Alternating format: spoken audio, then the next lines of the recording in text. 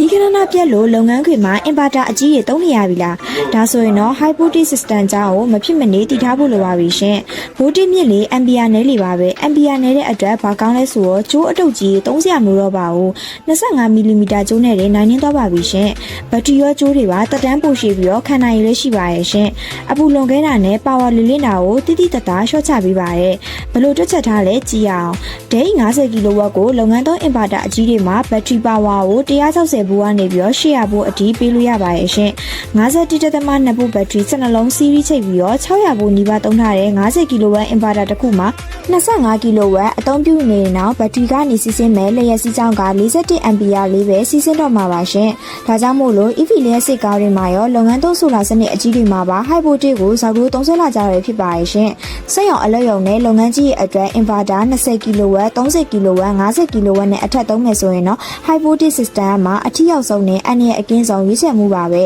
solar DC accessory ရွေးချယ်မှုဆိုရင်တော့ solar ပြားကနေ inverter စီလာတဲ့ကျိုးမှာ900 volt 800 volt လောက်ထိဘူဝါမြင့်မဲ့ current က10 ampere 30 ampere လောက်ပဲစီးရမို့လို့ကျိုးကို4 mm 6 mm အသေးလေးတွေသုံးလို့ရပါရဲ့ရှင်